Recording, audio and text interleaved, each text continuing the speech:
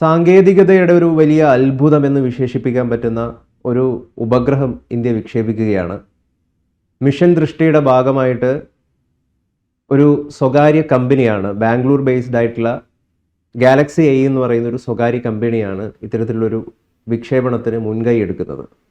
ലോകത്തിലെ തന്നെ ഏറ്റവും ആദ്യമായിട്ടുള്ള ഒരു ഉപഗ്രഹം, ഒപ്റ്റോസാർ സാറ്റലൈറ്റ് എന്നാണ് അതിനെ വിളിക്കുന്നത്.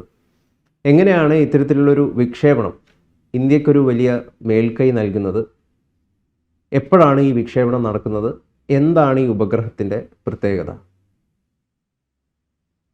ലോകത്തെ ആദ്യത്തെ ഓപ്റ്റോ സിന്തറ്റിക് അപ്പർച്ചർ റഡാർ, അതാണ് ഓപ്റ്റോ SAR എന്ന് ഉള്ള ചുരുക്കപ്പേര് കൊണ്ട് ഉദ്ദേശിക്കുന്നത്. അങ്ങനെ ഒരു ഉപഗ്രഹം വിക്ഷേപിക്കാൻ ഒരുങ്ങുകയാണ് ഗൗതം പറഞ്ഞതുപോലെ ബാംഗ്ലൂർ ആസ്ഥാനമായുള്ള ഗാലക്സി ഐ എന്ന ഇന്ത്യയിലെ ഒരു സ്റ്റാർട്ടപ്പ്.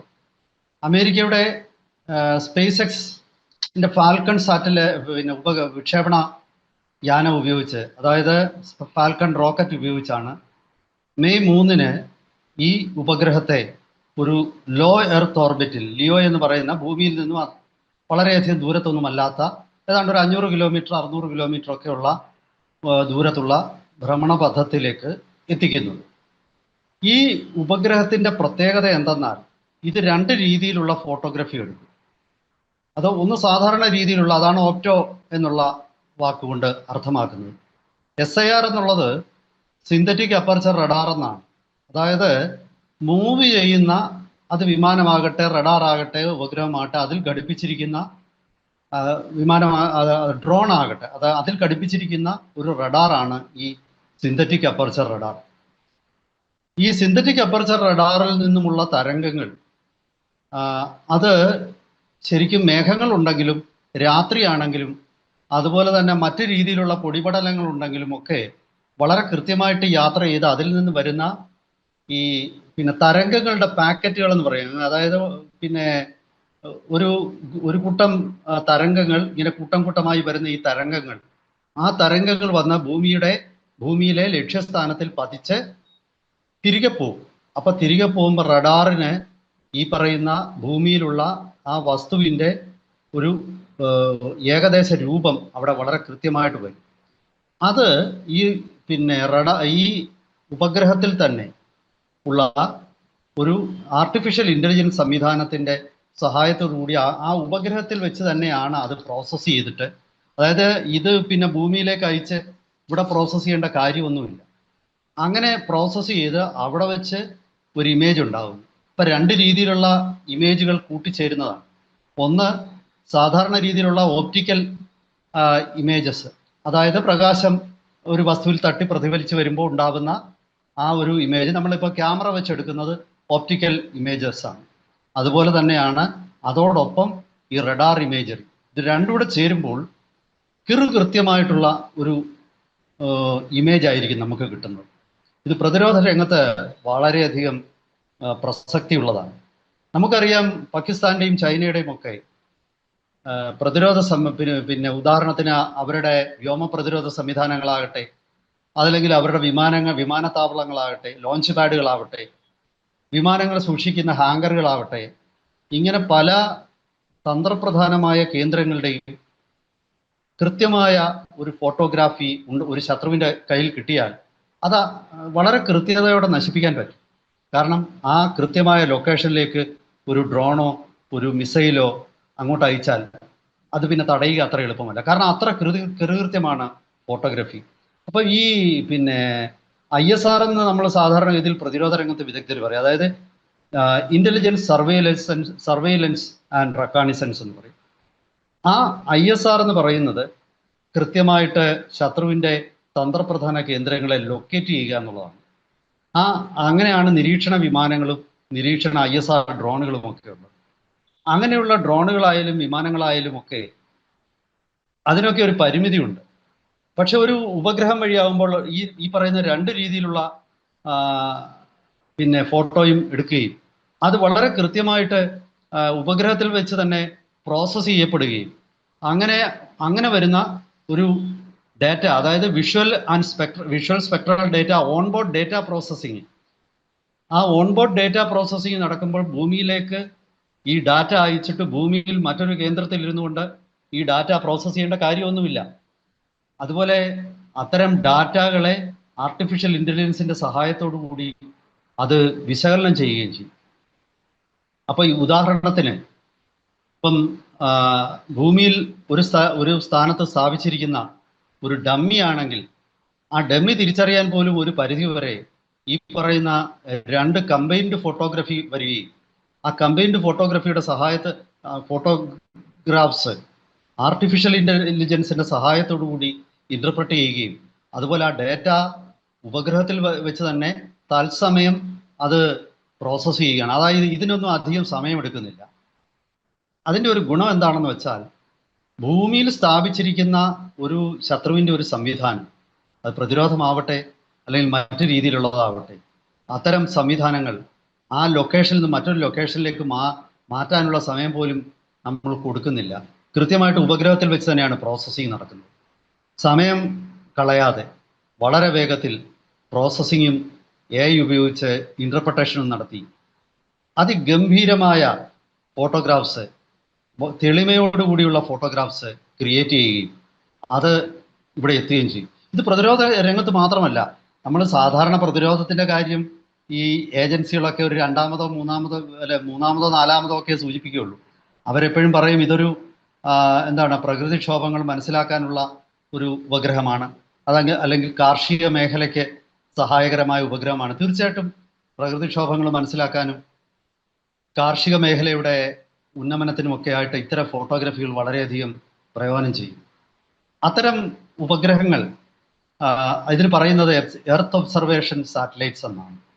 ISROയുടെ എർത്ത് ഒബ്സർവേഷൻ സാറ്റലൈറ്റ്സ് ഈ കഴിഞ്ഞ കുറച്ച് നാളായിട്ട് പരാജയപ്പെടുന്നത് നമ്മൾ ശ്രദ്ധിച്ചു. ഒരിക്കലും പരാജയപ്പെടാത്ത ഇന്ത്യയുടെ വർക്ക് ഹോഴ്സ് ലോഞ്ച് വെഹിക്കിൾ എന്ന് പറയുന്ന PSLV ഏതാണ്ട് 2018 തൊട്ട് ഒരു പലതവണ ഇത്തരം എർത്ത് ഒബ്സർവേഷൻ സാറ്റലൈറ്റ് ISRO വിക്ഷേപിക്കുകയും അത് പരാജയപ്പെടുകയും ചെയ്തു. അങ്ങനെ പരാജയപ്പെട്ടതിനെ തുടർന്ന് ഈ അടുത്ത കാലത്ത് നമ്മുടെ പ്രധാനമന്ത്രിയുടെ പ്രതിരോധം, അതുപോലെ പ്രധാനമന്ത്രിയുടെ ഉപദേഷ്ടാവായ അജിത് ഡോവാൾ, നാഷണൽ സെക്യൂരിറ്റി അഡ്വൈസറായ അജിത് ഡോവാൾ ISROയിൽ സന്ദർശിക്കുന്നതും പിന്നീട് അദ്ദേഹം തിരിച്ചു പോകുന്നതൊക്കെ നമ്മുടെ മലയാള മാധ്യമങ്ങൾ ഉൾപ്പെടെയുള്ള എല്ലാ മാധ്യമങ്ങളിലും വലിയ വാർത്തയായത് നിങ്ങൾ ശ്രദ്ധിച്ചു കാണും. അതായത് ISRO ചില കാരണങ്ങളാൽ ഈ കഴിഞ്ഞ കുറച്ച് കൊല്ലങ്ങളിൽ എർത്ത് ഒബ്സർവേഷൻ സാറ്റലൈറ്റുകൾ പലതും ISROയുടെ പരാജയപ്പെടുന്നു. അപ്പോഴാണ് ഇന്ത്യയുടെ സ്വകാര്യ മേഖല ആ വിടവ് നികത്താനായിട്ട് രംഗത്തേക്ക് വരുന്നത്. ഇപ്പോൾ ഈ ഗാലക്സി ഐ ദൃഷ്ടി 10 എന്ന് പറയുന്ന ഒരു മിഷന്റെ ഭാഗമായിട്ടാണ് മിഷൻ ദൃഷ്ടി 10 അല്ല, മിഷൻ ദൃഷ്ടി എന്നുള്ള ഒരു മിഷന്റെ ഭാഗമായിട്ടാണ് ഈ ഉപഗ്രഹങ്ങൾ വിക്ഷേപിക്കുന്നത്. ഇത്തരം 10 ഉപഗ്രഹങ്ങളുടെ ഒരു കോൺസ്റ്റലേഷൻ, ഒരു കൂട്ടം, അത് ഉണ്ടാക്കിയെടുക്കാനാണ് ഇവർ ഗാലക്സി ഐ ശ്രമിക്കുന്നത്. ഇങ്ങനെ 10 ഉപഗ്രഹങ്ങളുടെ ഒരു കൂട്ടായ്മ വരുമ്പോഴേക്കും അവർക്ക് അത് ഇന്ത്യയെ സംബന്ധിച്ചിടത്തോളം വലിയ പ്രയോജനമുണ്ട്. ഇന്ത്യയുടെ എല്ലാ ഭാഗത്തും ഈ ഉപഗ്രഹങ്ങളുടെ കണ്ണുകൾ ചെല്ലുകയും നമ്മുടെ പ്രകൃതിക്ഷോഭങ്ങളിലൂടെയുള്ള നാശനഷ്ടങ്ങൾ കുറയ്ക്കാനും അതുപോലെ തന്നെ നമുക്ക് കാർഷിക മേഖലയുടെ കാർഷിക ഉൽപ്പന്നങ്ങളുടെ പല രീതിയിലുള്ള ഒരു വിളവെടുപ്പ് കാലത്ത് അല്ലെങ്കിൽ വരൾച്ച മുൻകൂട്ടി കാണുന്നു, കാർഷിക ഉൽപ്പന്നങ്ങൾക്ക് സംഭവിക്കാനിരിക്കുന്ന ഒരു വിളനാശം, അതായത് ഒരു കീടാക്രമണം ഉൾപ്പെടെയുള്ള എല്ലാത്തരം വിഷയങ്ങളിലും കർഷകർക്ക് മുന്നറിയിപ്പ് കൊടുക്കാൻ ഇതിൽ നിന്നുള്ള ഡാറ്റ അല്ലെങ്കിൽ ഫോട്ടോഗ്രാഫ്സ് പ്രയോജനപ്പെടും. ഇതൊരു ഇന്ത്യയുടെ ഒരു സ്വകാര്യ മേഖലയുടെ ഒരു വളർന്നു വരുന്ന അവരുടെ ആത്മവിശ്വാസത്തിന്റെ ഒരു സൂചനയും കൂടെ, അല്ലെങ്കിൽ ഒരു തെളിവ് കൂടിയാണ്. ഇന്ത്യയുടെ സ്വകാര്യ മേഖലയിൽ നിരവധി കമ്പനികൾ നമ്മുടെ സ്പേസ് മേഖലയ്ക്ക് മുതൽക്കൂട്ടായിട്ട് വരികയാണ്. ഇപ്പോൾ ഉദാഹരണത്തിന് സ്കൈ റൂട്ട് എയറോസ്പേസ്, അതുപോലെ പിക്സൽ എന്ന് പറയുന്ന ഹൈപ്പർ സ്പെക്ട്രൽ ഇമേജിങ് കൊടുക്കുന്ന ഫോട്ടോഗ്രാഫ്സ് സപ്ലൈ ചെയ്യുന്ന ഒരു സ്ഥാപനമാണ്, ഒരു സ്പേസ് കമ്പനിയാണ്. അതുപോലെ നമ്മളെല്ലാം കേട്ട് കാണും അഗ്നികുൽ കോസ്മോസ് എന്ന്.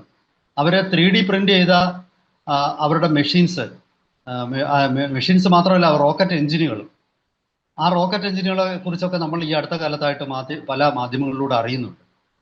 അതായത് വളരെ വേഗത്തിൽ ഒരു ഒറ്റ പീസായിട്ട് ഒരു റോക്കറ്റ് എഞ്ചിൻ ഉണ്ടാക്കിയെടുക്കുക, അതിന് പാർട്സ് ഒന്നും അധികമില്ല. അങ്ങനെയുള്ള റോക്കറ്റ് എഞ്ചിന്റെ നിർമ്മാണം അത് ഒരു അഗ്നികുൽ എയറോസ്പേസിന്റെ ഒരു വലിയ നേട്ടമാണ്. അഗ്നി ബാൺ എന്നുള്ള അവരുടെ റോക്കറ്റിനെ കുറിച്ച് നമ്മൾ മാധ്യമങ്ങളിലൂടെ ഒക്കെ വായിച്ചിട്ടുണ്ട്. അതുപോലെ അവർ നിർമ്മിക്കുന്ന സെമി ക്രയോജനിക് എഞ്ചിൻ ചെറിയ പിന്നെ ISRO നിർമ്മിക്കാൻ ഉദ്ദേശിക്കുന്ന അത്ര ത്രസ്റ്റുള്ള സെമി ക്രയോജനിക് എഞ്ചിൻ അല്ല. ഇപ്പൊ ISROയുടെ 2000 കിലോ ന്യൂട്ടന്റെ SE 2000 ആണ്. ആ ലെവലിലുള്ള എഞ്ചിനുകളല്ല.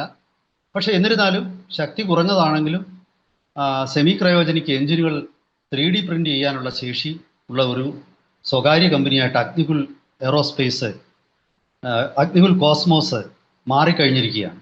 ഇപ്പൊ ഇന്ത്യയുടെ സ്റ്റാർട്ടപ്പുകൾ, സ്വകാര്യ മേഖലയിലുള്ള സ്റ്റാർട്ടപ്പുകൾ സ്പേസ് സെക്ടറിൽ വലിയ ചുവടുവെപ്പുകളാണ് നടത്തിക്കൊണ്ടിരിക്കുന്നത്.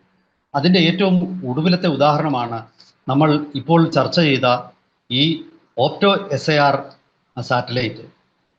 ഇത്തരം 10 ഉപഗ്രഹങ്ങൾ 2029 ലോയർ ഓർബിറ്റുകളിൽ, അതായത് ഭൂമിയോട് അടുത്ത ഭ്രമണപഥങ്ങളിലേക്ക് എത്തിക്കും എന്നാണ് കമ്പനി പുറത്തുവിടുന്ന വിവരം.